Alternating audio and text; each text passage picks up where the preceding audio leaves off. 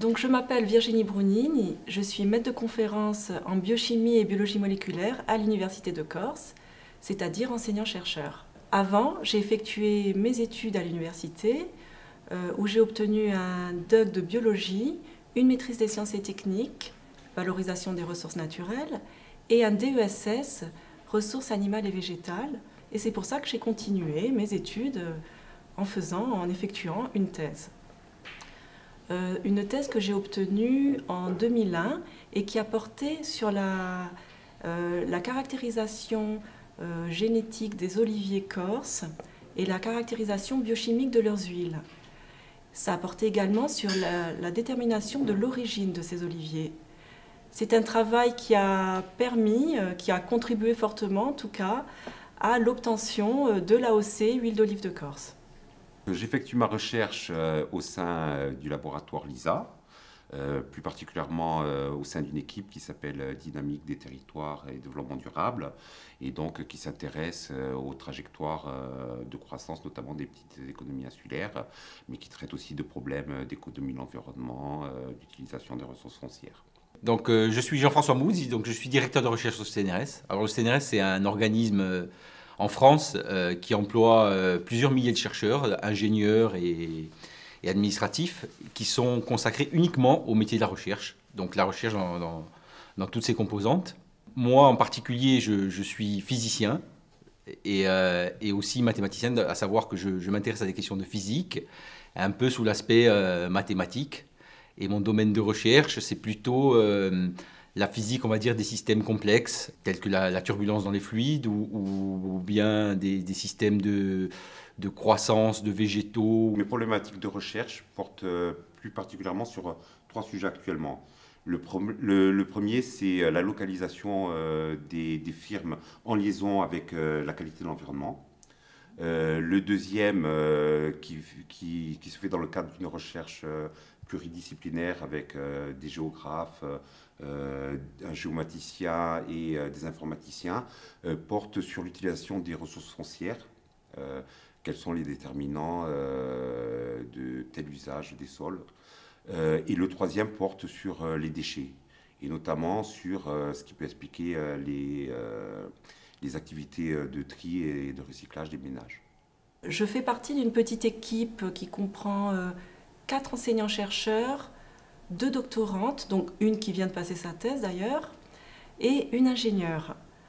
C'est une petite équipe qui travaille sur une thématique qui est une des thématiques du laboratoire de biochimie et de biologie moléculaire végétale de l'université.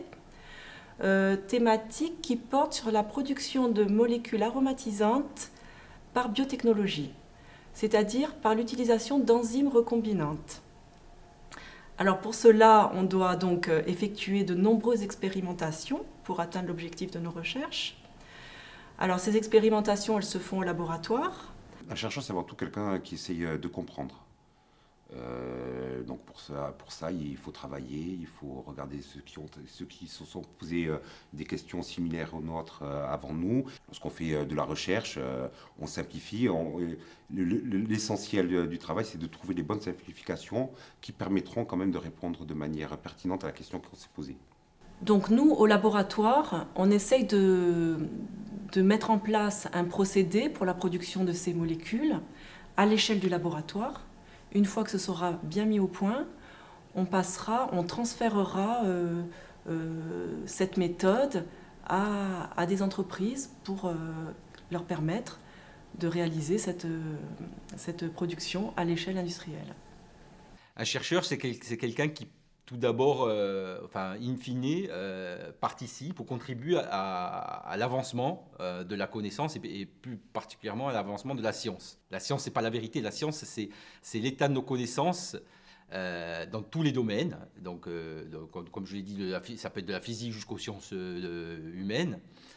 Et ces connaissances-là, leur finalité, c'est de produire un certain nombre de recettes ou d'outils pour pouvoir effectuer une forme de prévision de ce qui va se passer, quoi. Et finalement, la seule qualité qu'on peut reconnaître à la science, c'est qu'elle est capable de prédire ce qui va se passer. Donc, Et moi, à mon échelle, je dirais, j'essaye de participer à justement à la mise au point de ces outils, à l'avancée de ces connaissances dans le corpus scientifique et en particulier dans ma discipline, donc, qui est à l'heure actuelle tout ce qui concerne un peu les mathématiques et la physique qui vont autour d'objets complexes, donc toujours autour de ces objets, de ces notions de fractales.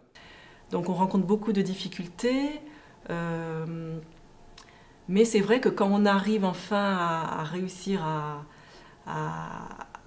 atteindre notre objectif et qu'on peut enfin justement publier nos résultats dans des revues internationales, c'est quand même très valorisant.